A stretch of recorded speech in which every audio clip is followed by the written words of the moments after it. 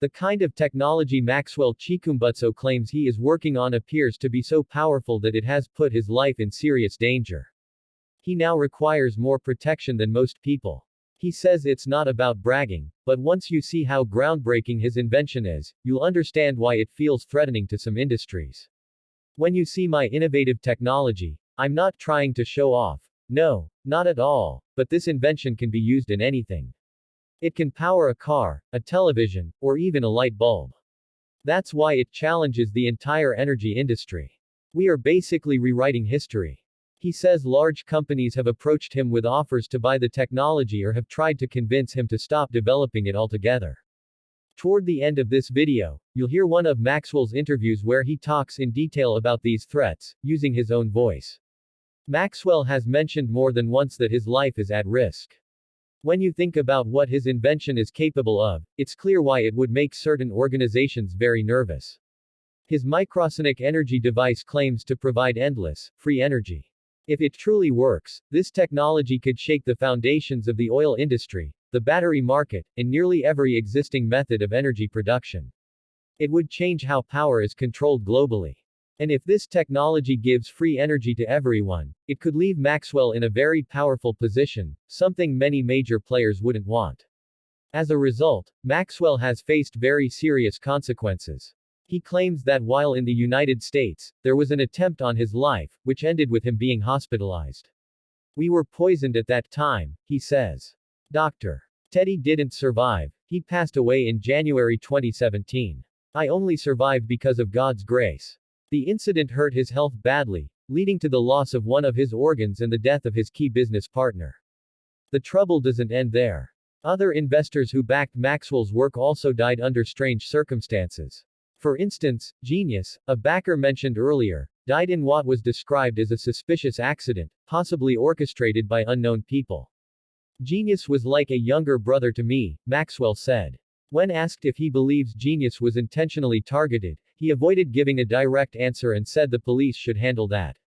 Another investor, Drive Teddy, seen by Maxwell as an angel investor, reportedly gave him $120,000 to support the invention. He too died in what some suspect was a poisoning incident in South Africa.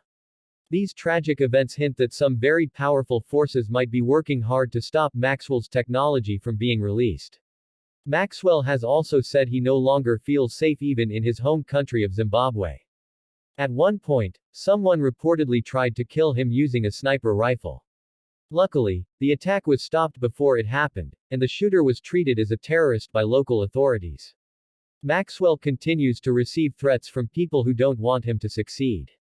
Some of these individuals have tried to buy his technology or push him into deals, but he has always refused, knowing the risks.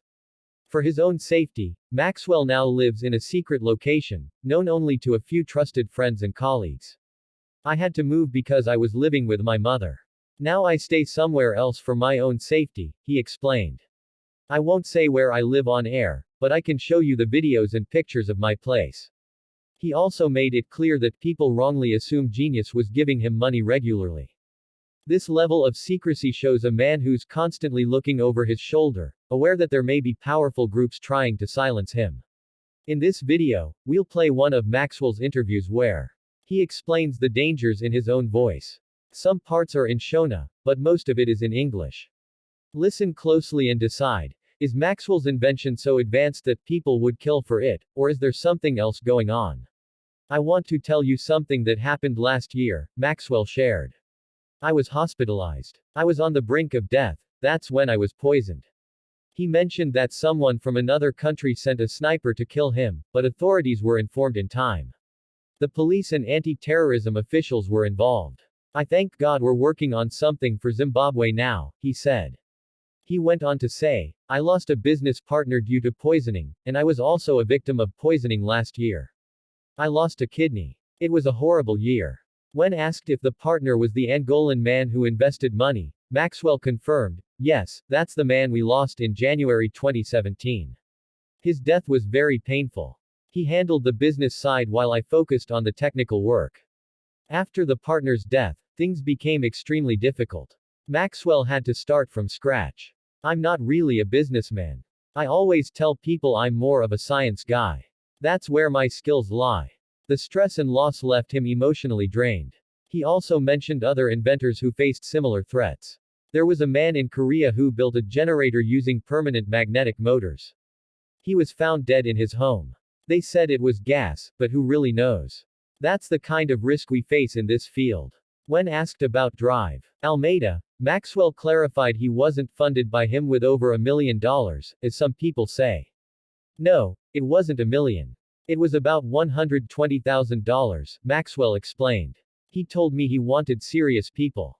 That's how we began working together. He described Drive Teddy as an angel investor who truly believed in the technology.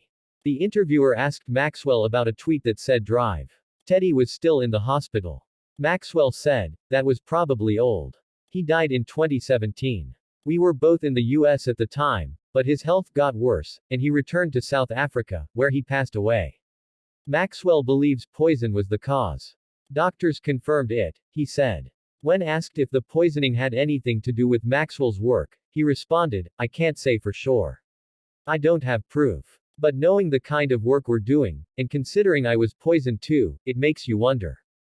He emphasized again, our technology can power anything, a car, a TV, even a simple light bulb. It threatens the whole energy industry because we're basically changing the rules of the game. Many companies have tried to buy him out or convince him to quit. Maxwell said, you should talk to one of our directors. He can explain more. But yes, we have a team, including people in Zimbabwe who hold patents. Would you like to meet them? I can connect you. Near the end, when asked again about the death of Genius, Maxwell avoided going into details but mentioned that he was on a Zoom call with Genius the morning he died. It was a big international Zoom meeting, he said. We were about to start something major.